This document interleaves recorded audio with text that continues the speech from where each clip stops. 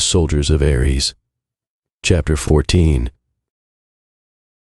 When Maximus woke up the next day, the truck was already moving. He woke up to see Rex sitting beside him, and Daedalus curled up in a corner. "Hey, you're finally up," Rex said.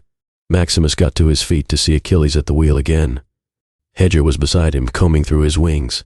"How come no one woke me?" Maximus asked. Rex was busy chewing on a twig. Maximus realized he was using it like a toothpick. He took it out of his mouth and said, "Didn't see the point. No breakfast today since we're low on supplies, and Achilles said he would drive, so we thought we'd just let you sleep in. It's not like we got anything better to do." Maximus was rubbing the sleep out of his eyes now. "What do you mean low on supplies?" he asked.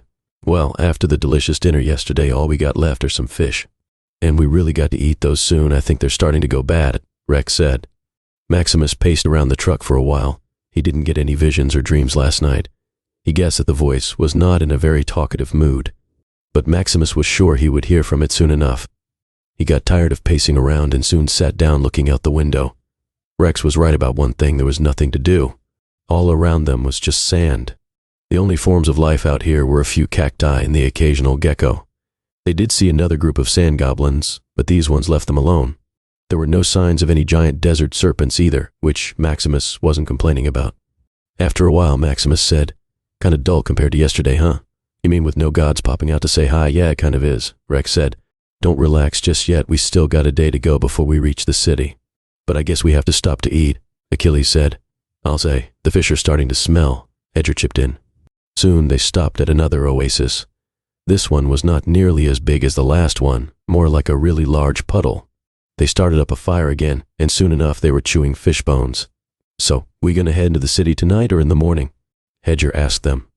Maximus just stared at him, confused.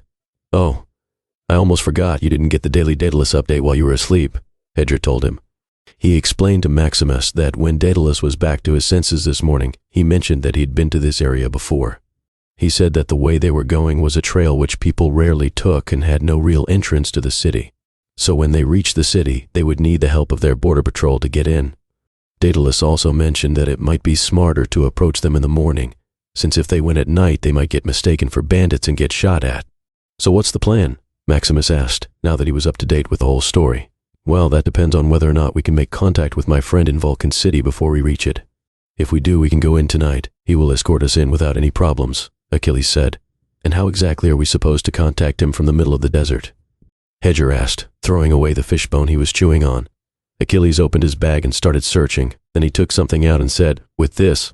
Achilles showed them a black, rather bulky-looking box with an antenna. It was a walkie-talkie.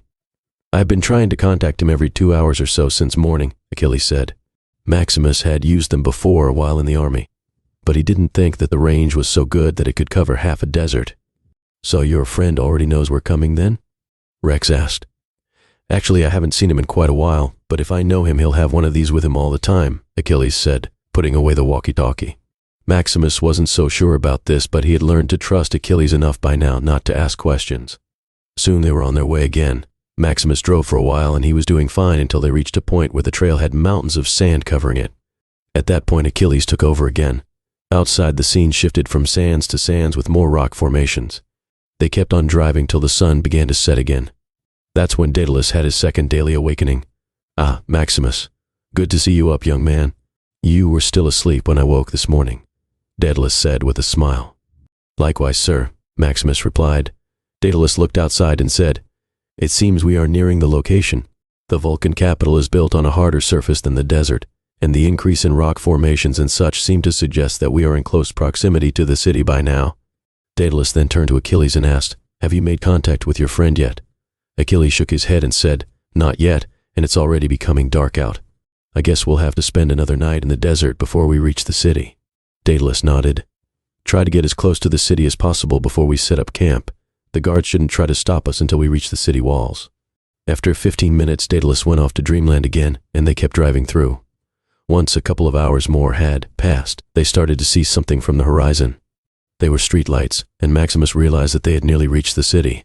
Once the city lights were in view, Achilles said, "This is as close as we can get without being spotted. We'll stop here for the night and head to the city once daylight hits us."